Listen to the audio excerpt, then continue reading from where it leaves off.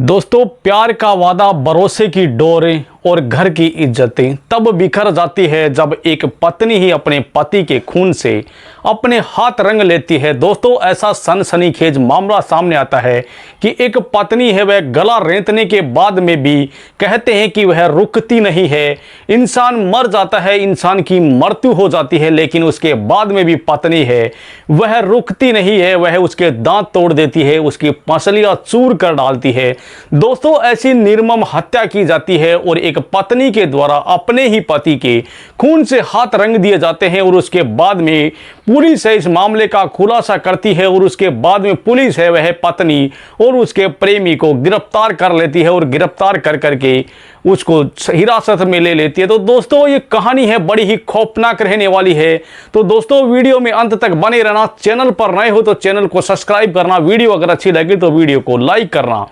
दरअसल दोस्तों, ये जो कहानी है ये सुल्तानपुर के थाना चांदा की है और चांदा के अंदर कहते हैं कि एक किंदीपुर गांव पड़ता है, जहां की एक कहानी है। कहते हैं कि दोस्तों, किंदीपुर गांव के अंदर एक महेश उर्फ मेंटल नाम का जो व्यक्ति रहता है और वह रोज की तरह है। कहते हैं कि वह बुधवार की शाम भी घर से निकल जाता है और घर से निकलने के बाद में घर वाले सोचते हैं, परिवार के लोग हैं वो सोचते हैं कि कहीं आ जाएगा शाम तक, लेकिन जब वो शाम तक नहीं लौटता है तो दोस्तों घर वालों को इस बात की चिंता लग जाती है कि आखिरकार वो गया कहां है। लेकिन कहते हैं कि दोस्तों, जैसे ही सुबह होती है तो कहते हैं कि एक ऐसा सनसनीखेज मामला सामने आता है कि जिसे देख करके पैरों के नीचे से जमीन खिसक जाती है। दोस्तों, हर एक इंसान के रोंगटे खड़े हो जाते हैं। ऐसी घटना सामने आती है कि वहां पर कहते हैं कि एक शराब के ठेके के पीछे महुआ के पेड़ के नीचे उसकी डेड बॉडी मिलती है, यानी कि वह मृत्यु अवस्था में मिलता है। तो दोस्तों, परिवार के अंदर कोहराम मच जाता है, परिवार के लोग सन्न रह जाते हैं, पैरों के नीचे से जमीन खिसक जाती है कि आखिरकार इसके साथ ऐसा क्या हुआ है। लेकिन कहते हैं कि दोस्तों, उसी समय पुलिस वहां पर आ जाती है और पुलिस जैसे ही मामले की जांच करती है, पुलिस उसे देखती है तो पुलिस को शक हो जाता है कि इसकी हत्या की गई है, क्योंकि पुलिस को उसके गले के ऊपर रेतरे के निशान मिलते हैं, यानी कटा हुआ उसका जो गर्दन होती है उसकी वह कटी हुई मिलती है। तो दोस्तों, उसका गला कटा हुआ मिलता है तो पुलिस को शक हो जाता है कि इसकी हत्या की गई है और इसकी हत्या भी बड़ी निर्मम तरीके से की गई है, क्योंकि उसके दांत भी टूटे हुए थे। और पुलिस है वह पोस्टमार्टम होता है तो उसके बाद पता चलता है कि उसकी पसलियां भी चूर हुई थी।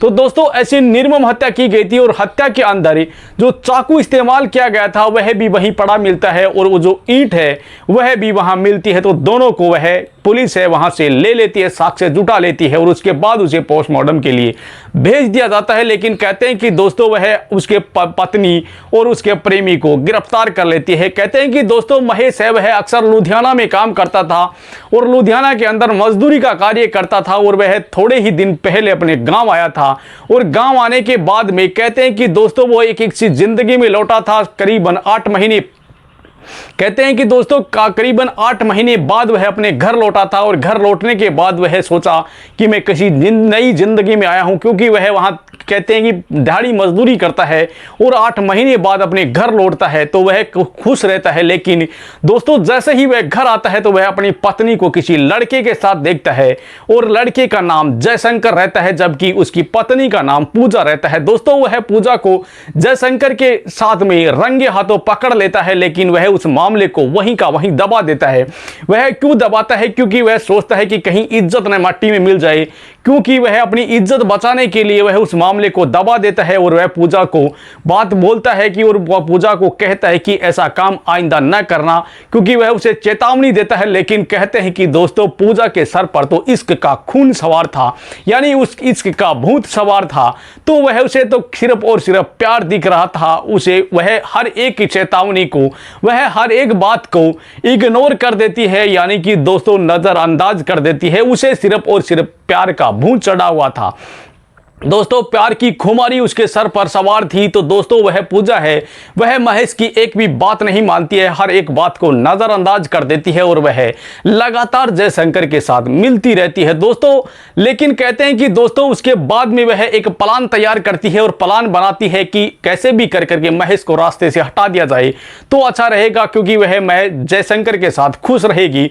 दोस्तों, वह महेश को, अपने पति को यानी कि रास्ते से हटाने का प्लान बनाती है और प्लान बनाने के बाद में दोस्तों वह जयशंकर को कहती है कि कैसे भी कर करके इसको अपने रास्ते से हटा दिया जाए तो अच्छा रहेगा, हम दोनों है आपस में अच्छे से खुश रहेंगे। क्योंकि कहते हैं कि दोस्तों पूजा के सर के ऊपर इश्क का भूत सवार था और वह इश्क के अंदर इतनी ज्यादा अंधी हो चुकी थी कि उसे यह भी नहीं पता चल रहा था कि आखिरकार वह क्या कर रही है। दोस्तों इश्क का भूत इस तरह से सवार उसके सर पर सवार था कि वह दोस्तों उसे कुछ नहीं दिख रहा था, उसे सिर्फ और सिर्फ उसे अपना प्यार, अपना प्रेमी जयशंकर दिख रहा था।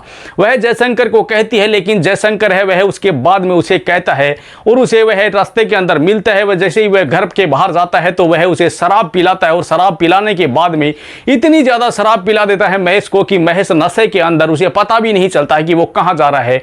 वह वहाँ से शराब पी करके लौटता है और उसके बाद रास्ते के अंदर ही वह पड़ जाता है, यानी कि रास्ते के अंदर गिर जाता है और गिरने के बाद में वहीं पर जयशंकर आ जाता है और उसके बाद में कहते हैं कि एक दूसरा चेहरा सामने आता है।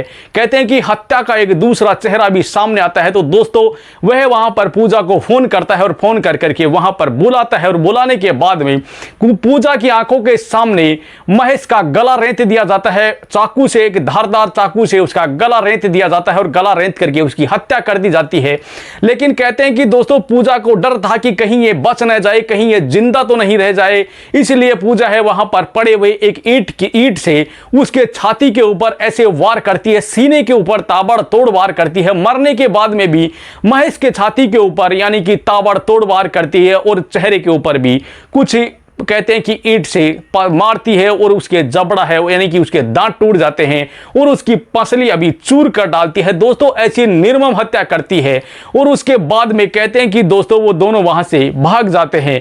लेकिन जैसे ही यानी कि वहां से भाग जाते हैं और उसके जो शव था उसका जो शव था उसे कहते हैं कि शराब के ठेके के पीछे एक बाग था और उसके वो उधर उसके शव को महुआ के पेड़ के नीचे डाल दिया जाता है और उसके बाद वो फरार हो जाते हैं। लेकिन कहते हैं कि दोस्तों जैसे ही सुबह होती है परिवार के लोग परेशान थे और परिवार के लोग हैं उसे ढूंढते हैं। लेकिन कहते हैं कि दोस्तों जैसे ही सुबह होती है तो ऐसा सनसनीखेज मामला सामने आता है कि हर एक इंसान के रोंगटे खड़े हो जाते हैं और दिल दहल जाता है। दोस्तों ऐसी दिल दहला देने वाली घटना सामने आती है और दोस्तों कहते हैं कि परिवार के लोग जब देखते हैं तो दोनों लोग हैं परिवार के वो दंग रह जाते हैं और तुरंत वही पुलिस को फोन करते हैं। पुलिस वहां पहुंच जाती है और पहुंचने के बाद में कहते हैं कि दोस्तों जैसे ही पुलिस उसको देखती है तो देखते ही पुलिस को शक हो जाता है कि इसकी निर्मम हत्या की गई है, क्योंकि गले के ऊपर कहते हैं कि दोस्तों चाकू के कटे हुए निशान थे और जैसे ही और वहीं पर एक चाकू पड़ा हुआ था और ईंट भी पड़ी हुई थी।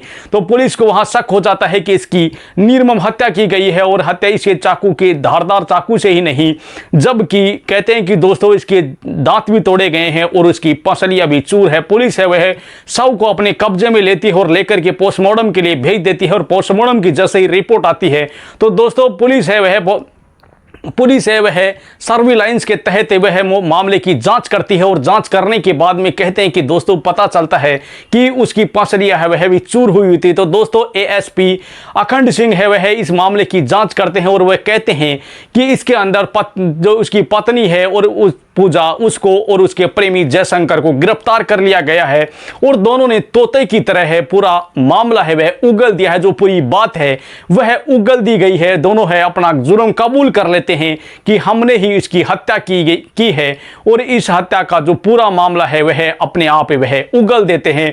और उसके बाद में पुलिस उन दोनों को न्यायिक हिरासत में लेती है और न्यायालय के अंदर पेश कर करके दोनों को जेल के सलाखों के पीछे डाल देती है दोस्तों। लेकिन कहते हैं कि दोस्तों जो आगे की कार्रवाई है, जो आगे की जांच है वह इस मामले में फिलहाल चल रही है। जैसे ही जांच में और भी कोई साक्ष्य सामने आते हैं तो पुलिस है वही इनकी कड़ी से कड़ी कार्रवाई करेगी। तो दोस्तों ये कहानी आपको कैसी लगी कमेंट बॉक्स में जरूर बताना।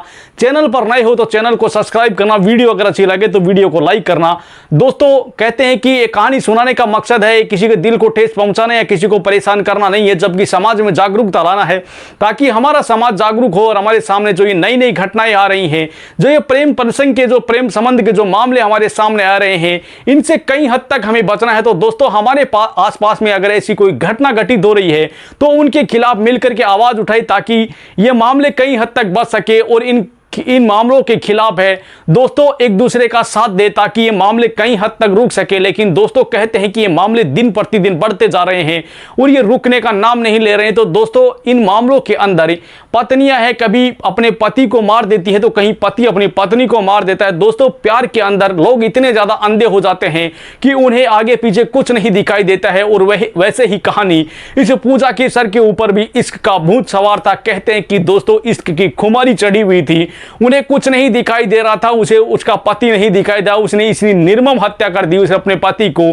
कि उसने मरने के बाद में भी उसके शरीर के ऊपर कहते हैं कि उसके दांत तोड़ दिए गए, उसकी पसलियां चूर कर दी गई। दोस्तों इतनी निर्मम हत्या की गई। तो दोस्तों कहते हैं कि प्यार की खुमारी इस तरह चढ़ गई थी कि वह प्यार के अंदर उसे कुछ भी नहीं दिखाई दे रहा था। अपने पति की इतनी निर्मम हत्या कर दी जाती है। तो दोस्तों इन मामलों से कई हद तक हमें बचना है, तो हमें सशक्त और सजग रहना होगा ताकि हम इन मामलों से कई हद तक बच सकें।